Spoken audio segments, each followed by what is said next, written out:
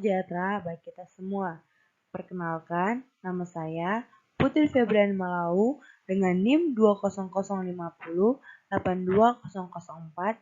Saya dari kelas AK5E dengan dosen pengampu Ibu Raya Puspitasari Hasibuan SEMSI Politeknik Negeri Medan.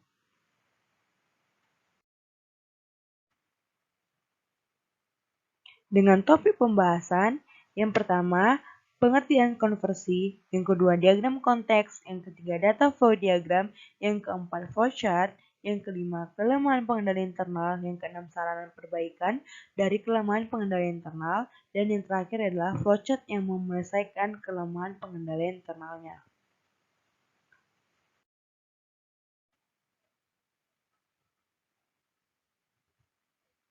Sebelum kita ke kasus, kita harus mengerti apa itu siklus konversi.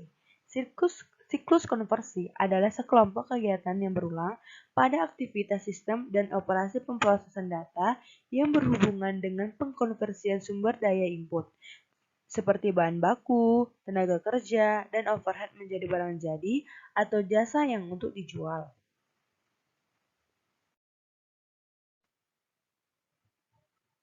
Baik, saya akan menjelaskan kasus 11 yang mengenai perusahaan Jeans and Claim merupakan industri yang bergerak pada industri manufaktur yang memproduksi sabun dan deterjen. Untuk sabun yang dihasilkan adalah macam-macam sabun yang terbaik, yang salah satunya itu sabun cair maupun sabun padat, dan di mana jenisnya sangat beragam dan banyak variannya. Begitu juga untuk produksi deterjen mereka mengeluarkan deterjen bubuk dan deterjen cair. Pada awal tahun, pra-produsen sabun dan deterjen yang akan memberikan Jeans and Claim pesanan berdasarkan pada prediksi anggaran penjualan. Akan tetapi, pesanan ini dijamin hanya untuk bulan pertama setelah setiap produsen sabun deterjen dapat merevisi pesanan per bulannya. Sistem Jeans and Claim saat ini memasyarakat pesanan pembahan baku akan dimasukkan ke para pemasok setiap triwulan. Sementara pesanan tersebut memberikan gambaran umum apa yang diharapkan. Pesanan dari para produsen mobil dapat naik atau turun secara dramatis setelah bulan pertama tersebut.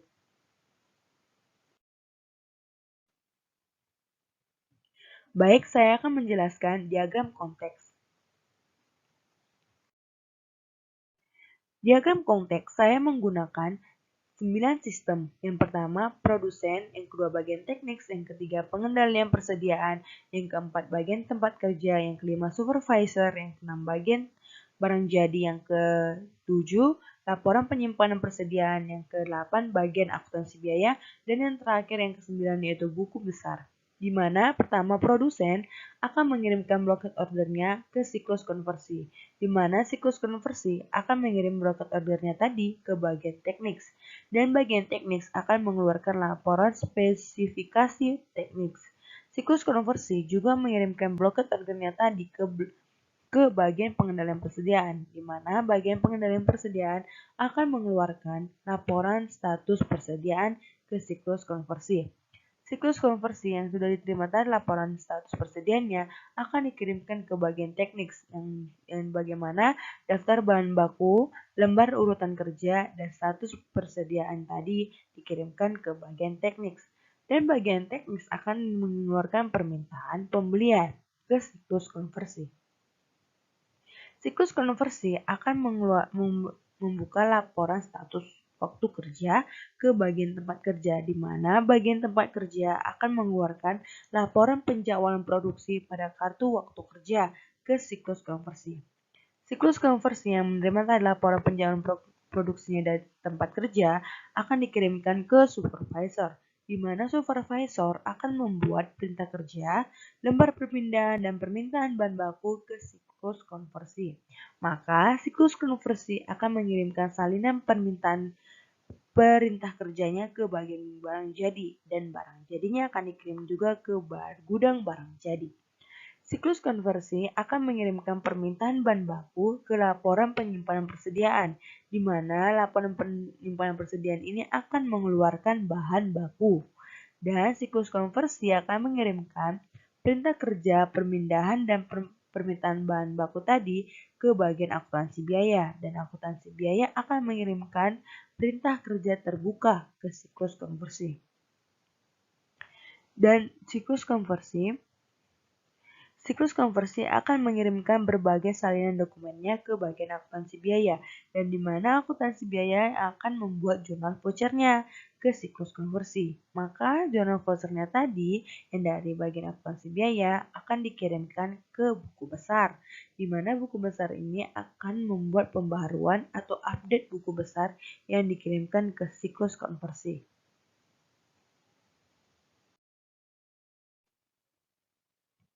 Baik, saya akan menjelaskan data flow diagram level 0. Di sini saya menggunakan 3 sistem. Yang pertama sistem perencanaan, yang kedua sistem produksi, yang ketiga sistem pencatatan. Di mana produsen akan memberikan blocket ordernya ke sistem perencanaan, dan sistem perencanaan akan memberikan blocket ordernya tadi ke bagian pengendalian persediaan yang dibantu dengan data master persediaan.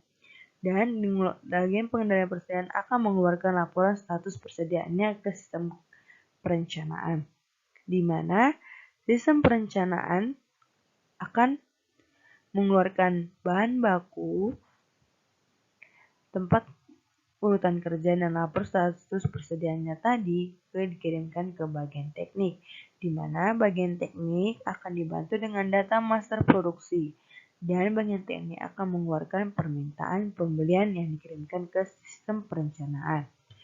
Yang kedua, sistem produksi. Sistem produksi akan mengeluarkan laporan waktu kerjanya ke bagian tempat kerja, di mana bagian tempat kerja akan mengirimkan bagian kartu waktu kerjanya ke sistem produksi tadi, dan bagian tempat kerja akan mengirimkan laporan penjadwalan produksinya ke supervisor. Maka supervisor akan mengirimkan perintah kerja, perpindahan dan permintaan bahan baku ke akuntansi biaya. Maka akuntansi biaya akan mengirimkan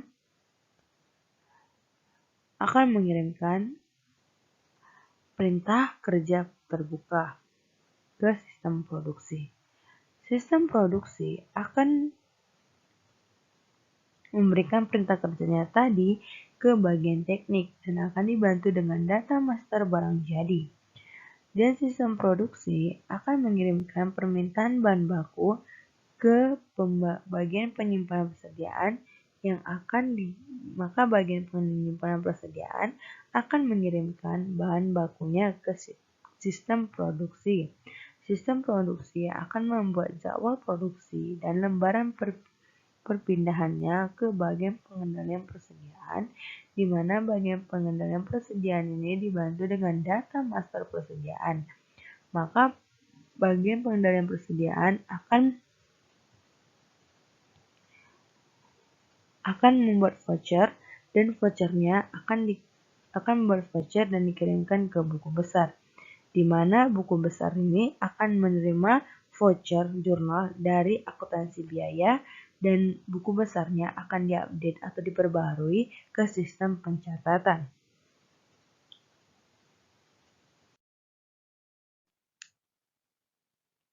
Data flow diagram level 1.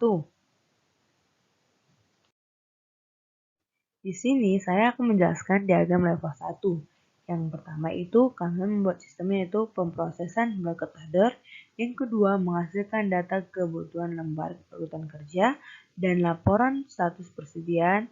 Membuat pesanan 3.133 akan membuat pesanan pembelian.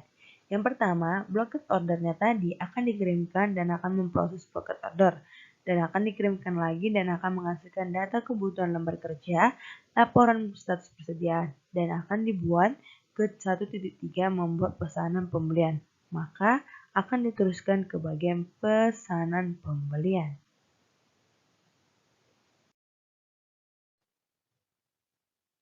Baik, saya akan menjelaskan data flow diagram level 0, level 2.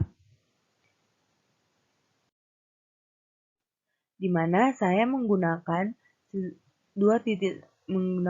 ada 6 sistem. Yang pertama itu pesanan pembelian tadi akan dibuat pemesanan pembeliannya, dan akan meminta permintaan bahan baku. Selanjutnya akan diproses dan memproses bahan baku menjadi barang jadi dan akan melaporkan waktu kerja karyawannya dan akan dibuat laporan jadwal produksi, lembaran perpindahan dan akan terjadilah pesanan pembeliannya dan juga membuat voucher jurnal.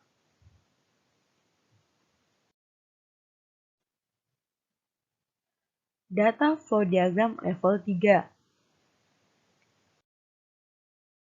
Di sini saya menggunakan 4 sistem. Yang pertama sistem akuntansi biaya, membuat voucher jurnal, dan update buku besar. Berbagai salinan dokumennya akan dikirimkan ke akuntansi biaya dan akan dibantu dengan data master transaksi. Akuntansi biaya akan membuat voucher jurnal dan akan memproses voucher jurnal dan akan dibuatlah updatean atau pembaruan buku besar. Maka buku besarnya akan keluarlah buku besar yang sudah diupdate.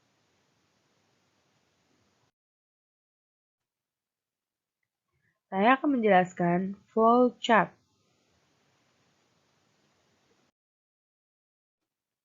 Di mana flowchart ini saya menggunakan 9 sistem. Yang pertama produsen, bagian pengendalian, persediaan, bagian teknik, bagian tempat kerja, bagian supervisor, bagian penyimpanan persediaan, gudang barang jadi, bagian akuntansi biaya, dan buku besar.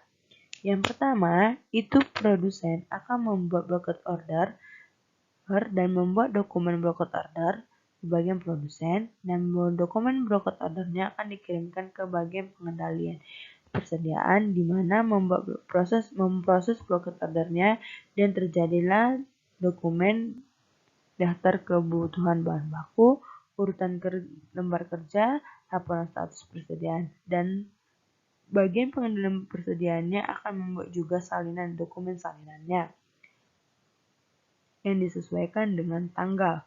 Salinan yang asli akan dikirimkan ke bagian teknik, di mana bagian dokumen tadi yang dari bagian pengendalian persediaan itu bahan baku kebutuhan, daftar kebutuhan bahan baku, lembaran urutan kerja, laporan status persediaan, laporan spesifikasi teknik akan membuat permintaan pembelian dan terjadilah dokumen permintaan pembelian.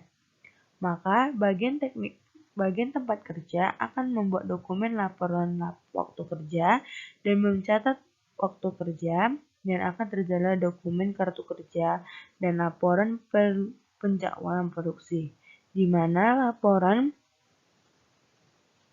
kartu kerja produksinya akan dikirimkan ke bagian pengendalian persediaan, di mana akan memproses laporan pengendalian produksi dan dibuat dokumen jurnalnya. Dan laporan persediaannya produksi akan dikirimkan ke supervisor, di mana supervisor akan memproses laporan penjadwalan produksinya dan akan membuat dokumen-dokumen. Yang pertama dokumen kerja, perintah kerja, dokumen lembaran perpindahan, dan dokumen permintaan bahan baku. Dan dibuat juga salinan dokumennya di supervisor sesuai dengan tanggal. Dan permintaan bahan baku akan dikirimkan ke bagian penyimpanan persediaan, di mana penyimpanan persediaan bahan baku akan membuat dan akan memproses permintaan bahan bakunya dan akan membuat salinan dokumen permintaan bahan baku sesuai dengan tanggal. Dan perintah kerjanya akan dikirimkan ke bagian gudang barang jadi, di mana di bagian gudang barang jadi akan dijadikan dokumen perintah kerja dan akan menutup perintah kerja. Dan yang terakhir yaitu lembar perpindahannya akan dikirimkan ke bagian akuntansi biaya. Perintah bahan bakunya tadi dapat dari bagian penyimpanan persediaannya ke akuntansi biaya dan akan membuat update barang dalam proses dan akan dibuat juga dokumen jurnal, voucher jurnalnya. Dan voucher jurnalnya ini akan dikirimkan ke buku besar, di mana buku besar akan membuat dokumen jurnal dan mengupdate pembaruan buku besarnya, dan terjadilah buku besar yang sesuai dengan tanggal. Jurnal yang dari akuntansi biaya akan disesuaikan dengan tanggal.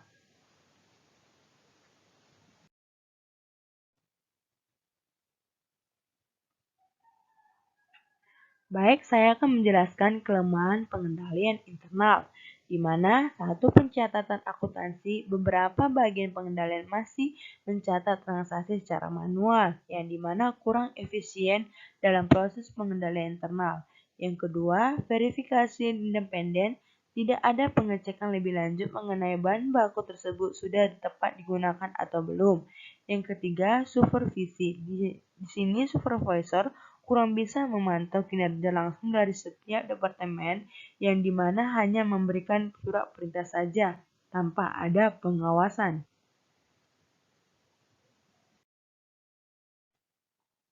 Maka saya akan membuat flowchart yang menyelesaikan kelemahan pengendalian tadi yang akan diperbaharui, flowchart yang diperbaharui. Di sini flowchart yang diperbarui saya menggunakan secara komputer, di mana tadi ini diubah menjadi sesuai komputer yang tidak manual lagi. Dan yang kedua, itu di sistem permintaan bahan bakunya akan di bagian penyimpanan pengendalian persediaannya akan membuat pemakaian. Jika pemakaiannya itu berlebihan atau dipakai, itu akan dikirimkan ke akuntansi biaya, di mana akan diupdate barangnya dalam proses.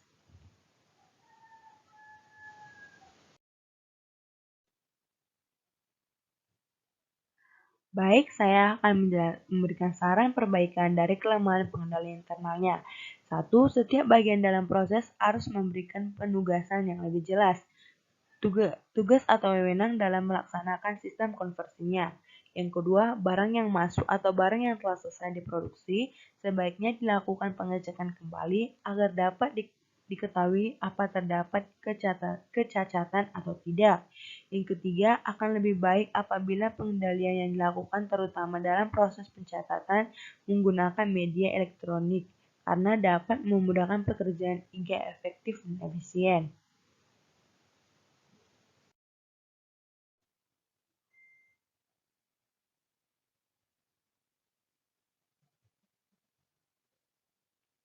Baik, sekian dari penjelasan saya mengenai kasus 11 yaitu siklus konversi. Semoga bermanfaat buat kalian semua. Maaf jika ada sepatah kata yang salah. Saya minta maaf. Sekian dan terima kasih.